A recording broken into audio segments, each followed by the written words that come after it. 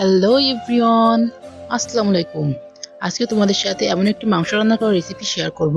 তো এইভাবে মাংস রান্না করলে তোমাদের মাংস রান্না করাটাও অনেক মজা হবে।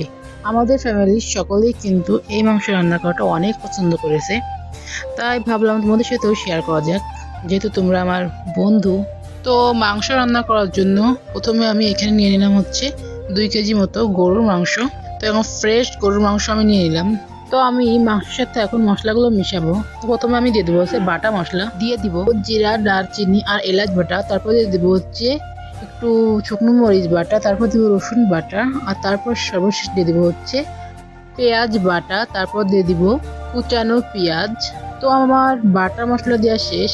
তো এবার আমি দিব হচ্ছে গুঁড়ো মশলা।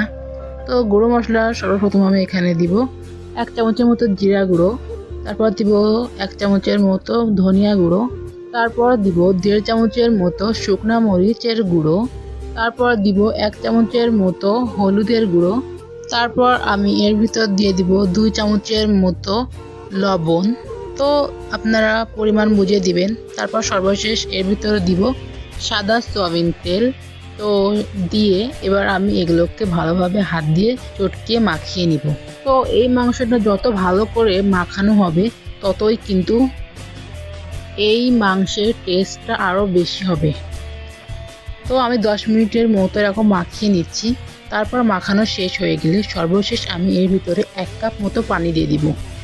বেশি পানি দিব না, আমি 1 কাপের মতো পানি দিয়েছি। তারপর আমি এটাকে চুলোয় উঠিয়ে দিব রান্না করার জন্য। তারপর আমি ঢাকনি দিয়ে ঢেকে রাখবো। তো মাঝে মাঝে ঢাকনিটা উঁচু করে বারবার ভালো করে নাড়াচাড়া করে দিতে হবে। এভাবে 5 মিনিট পর পর ঢাকনিটা উঠিয়ে উঠিয়ে নাড়াচাড়া করে দিতে হবে, যতক্ষণ পর্যন্ত না এই মাংসের ঝোলটা শুকিয়ে যায়। তো মাংসটা নাড়াচাড়া করতে করতে যখন একটু তেল বেরিয়ে আসবে মাংসের গা থেকে, তখন আমি কিন্তু এর ভিতর দিয়ে দেবো আলু।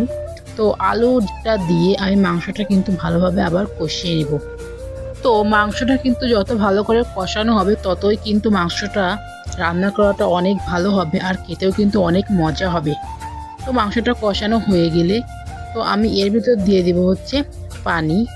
তো আমি এখন ঝোলের পানি দিয়ে দিলাম এর ভিতর, দিয়ে আমি এটাকে আবার নাড়াচাড়া করে দেব। যখন এর উপরে বলক আসবে তখন আবার একটু নাড়াচাড়া করে দেব। এভাবে আমি 10-15 মিনিটের মতো একটু জাল করে তারপর নামিয়ে নিব। তো মাংসটা রান্না করা আমার প্রায় শেষ, এখন আমি নামিয়ে নিব। তারপর আমি এর উপর দিয়ে দেবো হচ্ছে ভাজা জিরা গুঁড়ো। তো ভাজা জিরাটা গুঁড়ো করে দিয়ে দিলাম। ভাজা জিরে দিলে মাংস থেকে অনেক সুন্দর ঘ্রাণ বের হয়।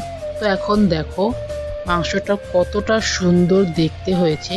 এটা দেখতেও যেমন সুন্দর, খেতেও কিন্তু অনেক মজা। তো আমাদের বাড়ির সকলেই কিন্তু এই মাংস রান্না করাটা অনেক পছন্দ করেছে। বিশেষ করে আমার আব্বু আম্মু কিন্তু অনেক পছন্দ করেছে এই মাংস রান্না করাটা। তো আশা করি ভিডিওটা তোমাদের কাছে ভালো লাগবে। তো ভালো লাগলে লাইক করো, চ্যানেলটাকে সাবস্ক্রাইব করো এবং পেজটাকে ফলো দিয়ে দিও। তো এই ছিল আজকের ভিডিও, দেখাবে নেক্সট কোনো ভিডিও। এই পর্যন্ত তোমরা ভালো থাকো, সুস্থ থাকো, আল্লাহ হাফেজ।